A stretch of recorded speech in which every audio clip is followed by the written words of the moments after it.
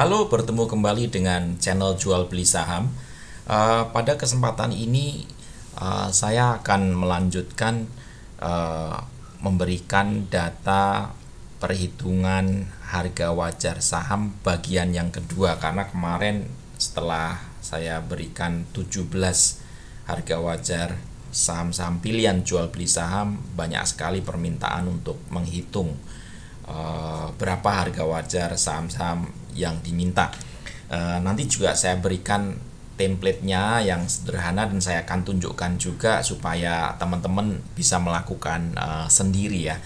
Selain saya berikan nanti 17 lagi ya data saham-saham pilihan tambahan, nanti teman-teman juga bisa melakukan perhitungan sendiri.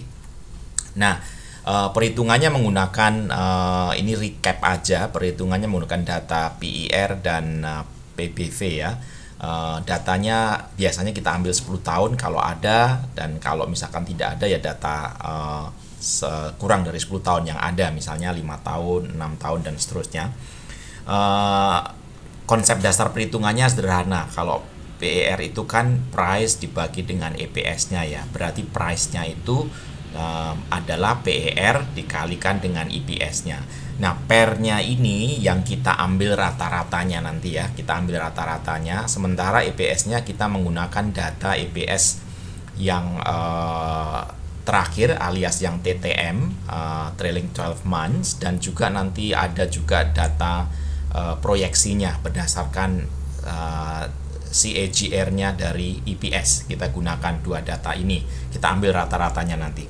Untuk PBV, rumusnya kan price dibagi dengan book value per share. Dengan demikian price-nya sendiri PBV dikalikan dengan book value per share ya. Nah, PBV-nya kita juga menggunakan rata-rata PBV dari data yang ada, misalkan 10 tahun.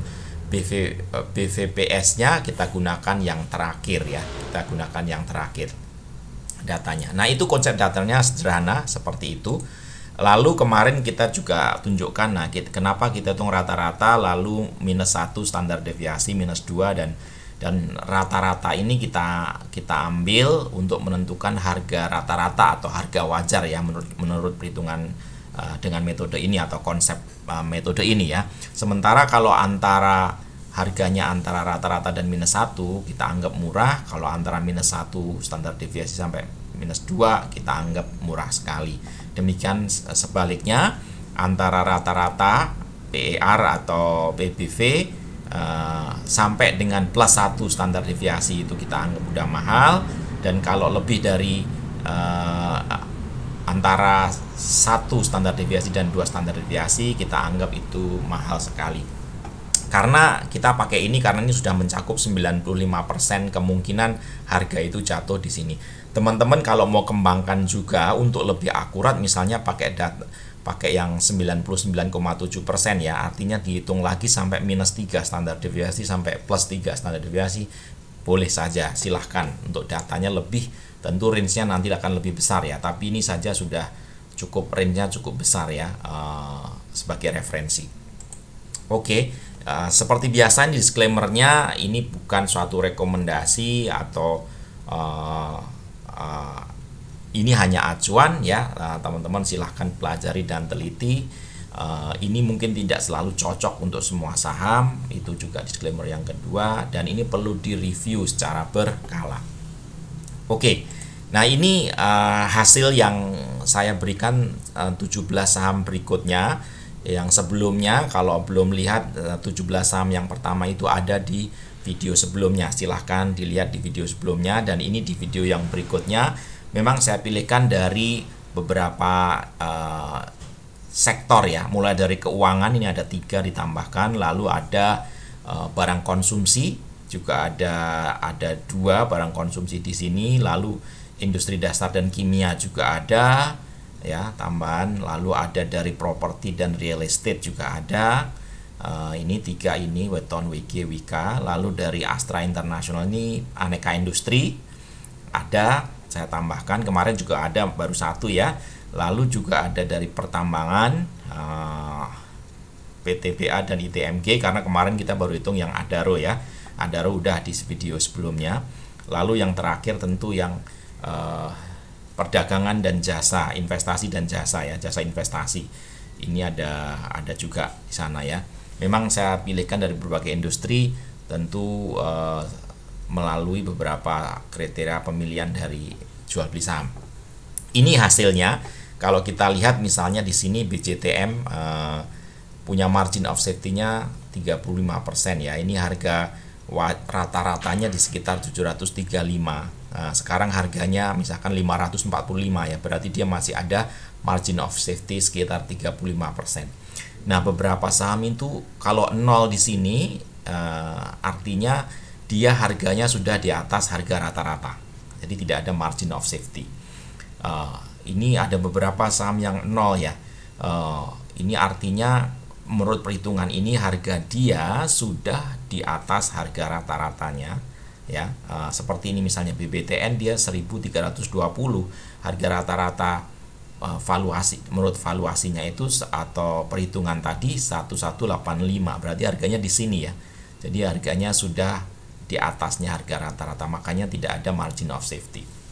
Apakah ini harganya berarti sudah mahal atau kenapa seperti ini? Kemarin saya ulangi lagi, ini kemungkinan karena malah sahamnya bagus ya. Jadi kalau meskipun dia harganya itu sekarang itu sudah di atas rata-rata harga relatif berdasarkan PER dan PBV, itu berarti memang banyak orang yang koleksi atau yang memang beli atau permintaan lebih besar daripada supply itu sendiri dari saham ini, sehingga harganya berani di atas harga rata-rata. Ya, biasa ini seperti itu ya. Jadi malah ini bisa menandakan saham itu memang banyak yang mau, banyak yang beli gitu, banyak yang mau, banyak yang beli gitu ya. Ini ada ini. Kalau kita lihat ada BBTN, BNLI, ada SIDO, ada EKAT. Ini saham-saham bagus ya. ACES saham bagus juga, MTDL ini juga saham-saham bagus yang kebetulan harganya sekarang ini sudah di atas harga rata-rata berdasarkan PER atau PBV. Nah, ini sebagai referensi. Saya akan tunjukkan satu saja caranya ngitung pakai template yang saya berikan, dan silahkan kalau ada yang mau berminat boleh kirimkan datanya atau emailnya, nanti saya bisa balas untuk berikan templatenya ya. Saya akan coba hitung menggunakan ini aja BJTM ya. Kita akan coba BJTM. Saya akan masuk ke Stockbit untuk mengambil datanya, lalu masuk ke Excel template untuk perhitungannya. Nah, ini saya masuk ke Stockbit, lalu saya begitu masuk ke Stockbit saya ketik saja BJTM. Oke. Dan sudah masuk BJTM, yang pertama-tama saya ambil adalah harganya berapa BJTM saat ini, 545, dan saya akan masuk ke templatenya. Ya, ini templatenya ya. Kita masukkan BJTM di sini. Lalu tadi harganya 545, harga sekarang ya. Saya taruh di sini 545. Lalu akan saya masukkan data yang ini, yang di sini datanya ya. Kita kembali ke sini. Nah, lalu masuk ke key stats dulu di sini. Saya mau ngambil data EPS terakhir, TTM-nya ya, ini EPS data di per share ini saya ambil datanya di sini 5. Ini ada, saya ambil dulu. Ya, masuk di sini EPS annual. Ya. Ya. Tadi 93, sekian ya. Saya bulatkan karena ini dibulatkan langsung. Lalu yang kedua kita ambil book value per share-nya, data terakhirnya ya, book value per share kita ambil. Kita masukkan book value per share di sini ya. Nah, sudah kita masukkan, lalu kita mau ambil data dari EPS, PE ratio, PBV dan book value per share-nya ya, annual data. Ini kita kembali ke Stockbit. Tadi kalau kita di key stats-nya tadi untuk ambil EPS, ETTM dan book value per share, kita masuk ke bagian finansial. Sudah masuk sini, lalu ini full screen mode ya, klik di sini. Lalu pertama kita ambil ini datanya, pastikan ini annual dan ini masuk ke income statement. Lalu ini datanya mundur ya, 2019 2018. Saya akan balik supaya dari 2008 dari yang kecil ke besar.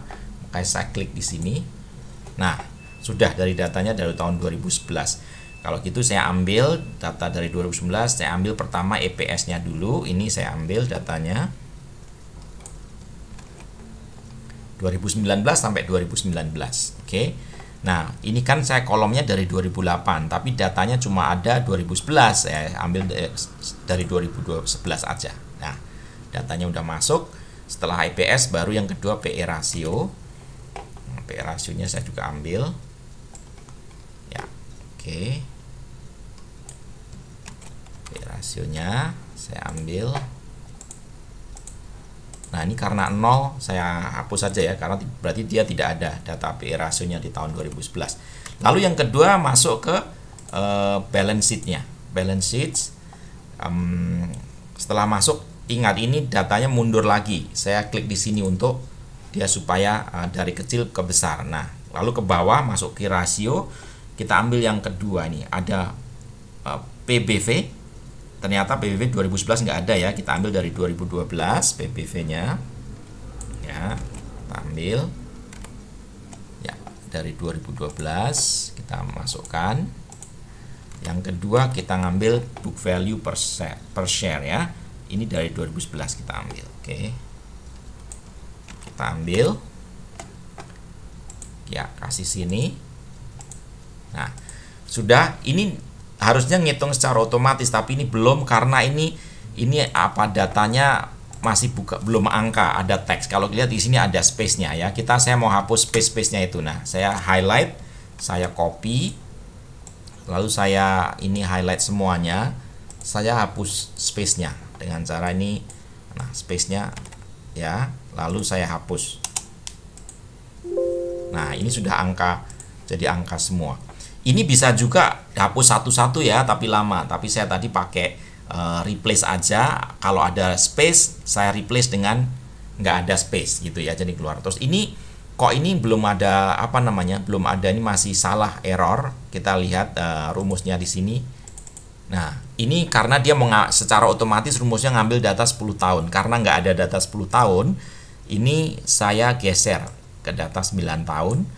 Dan di sini untuk ngitung formulanya kita ganti 8. Kalau 10 tahun itu 9, kalau 9 tahun ganti 8. Nah, sudah selesai. Begitu juga yang sini sama ya. PBV, oh ini PBV-nya lebih kecil lagi. Ini PBV-nya malah justru cuman 8. Cuma 8 berarti sini kita ganti 7 ya untuk ngitung formulanya. Nah, selesai. Nah, itu dia selesai datanya ya.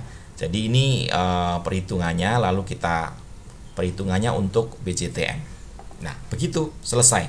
Dari data ini kita dapatkan dan nanti kita bisa copy ini template-nya untuk berikutnya. Nah, ini bisa di copy. Ya, dan seterusnya. Jadi tinggal kita ganti ini namanya kita ganti dan ini kita hapus dulu. Nah, kita bisa hitung saham berikutnya. Ya, oke, demikian tadi perhitungannya ya.